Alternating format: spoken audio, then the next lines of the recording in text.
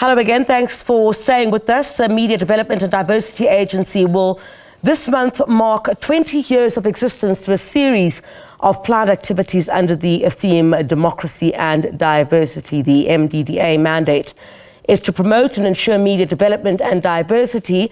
Let's talk more about this now. We're joined by the MDDA Acting CEO, Nomkhosi Peter.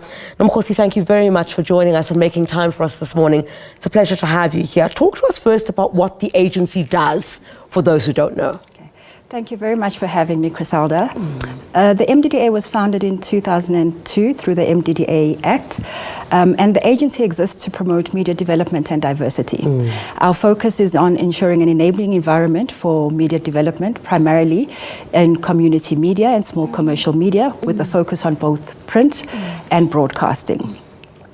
Community media is based in the communities within which it is founded. Yes. And ideally, the agency seeks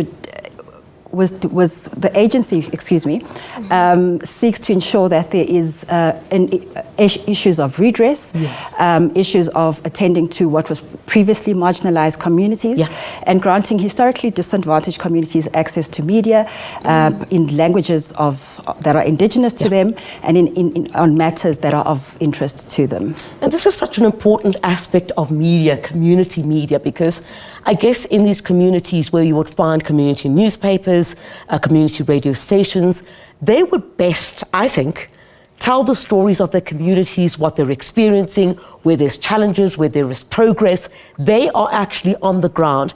How many such media projects has the MDDA funded thus far to ensure that this is realized? Since the establishment of the agency, we've funded over 500 community media projects. And of those 500, 300 are in broadcast, and that would be both radio and TV, and nearly 200 in small commercial print and in community print media. Now, while the number may be high, there have been instances of repeat funding because the sector itself is faced by a variety of challenges, of which one is sustainability. But we don't shy away from repeat funding initiatives, provided that there's a differentiation between when we funded in the initial period and when a benefactor then comes back and seeks funding for another round. I have to ask, the issues of quality and ethical journalism in South Africa, a very important aspect of what we do, as journalists. What do you make of the state of journalism currently in the country? I think the journalism sector in South Africa is, in the main, self-regulated. And so it is guided by issues of codes of conduct that are issued by, entities or agencies such as your press club, your South African National Editors Forum, as well as the being held to adhere to certain standards by establishments such as your Broadcasting Complaints Commission of South Africa. Ethical standards are an important issue in relation to journalism. Reporting should be fair, it should be unbiased, it should be impartial, and it should not in any way promote a narrative that sides with either one of the issues that are being presented on the table. If one reflects on the state of ethical journalism in the country, I think we've come a long way, and we have a lot to be proud of. It's interesting to see the number of journalists who actually started their trade in community media sector. Oh, that's great to hear. Who actually started their trade and, honed the practice in either community radio station or a community print publication. And for some, prior to that experience, they'd never ever come in contact with any form of either publication or of broadcasting. So, the issues of ethical practice and ethical standards are actually from the community up. And when people work their way up the ranks, if they've been provided with a solid foundation, they've been, as part of their training program, the issues of ethical practice and standards have been entrenched, then it makes it so much easier to promote that as a general practice within the sector. But there are some challenges, though. It's not all rosy. Absolutely.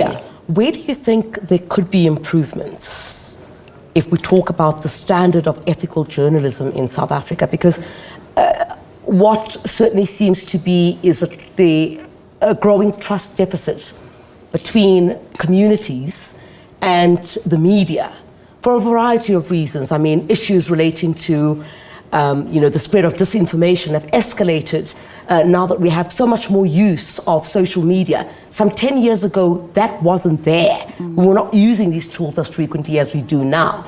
So it's made it easier for people to spread disinformation. That and a number of other aspects as well. Yeah. I would actually go so far as to say that the community media sector, commercial media, are actually better positioned to promote access to information that is factual and that is accurate.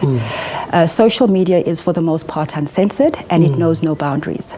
And so even though social media and the internet have become more pervasive, there is data that suggests that there's still a reliance on credible and accurate information being provided by the community media sector and the like.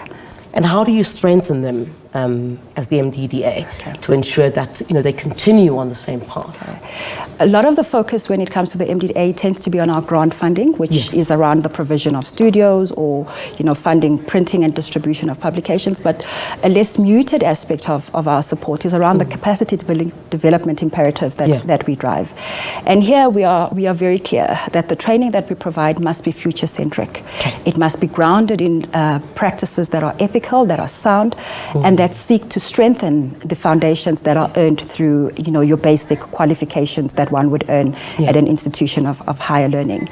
For many of our community media practitioners, the training that we provide actually gives them a leg up. And I'm sure, as you've pointed out, if you were to trawl the corridors of the SABC itself, you would find a lot of your staff were actually trained and capacitated through programs that were facilitated by the MDDA at the time when they were with the community media platform. Yeah. Nomkhosi, unfortunately, that's all we have time for. But very quickly, where would you, if you want to start a radio station and in your community, what would be the process? Where do we go? The MDDA website, I guess? Okay, so we run a uniform funding cycle. Once a year, we issue a grant call for applications to submit for funding for either your print or your broadcast community media platform. Those are then adjudicated and are funded for a 12-month period. So your best port of call would be our website or our social media pages, and that's where you would find the details of the various managers who deal with the various portfolios. The Acting CEO of the Media Development and Diversity Agency, Nomkhosi Peter, thank you very much indeed for your time. Let's take a short break here on the program. When we come back, we'll have more news. Stay with us.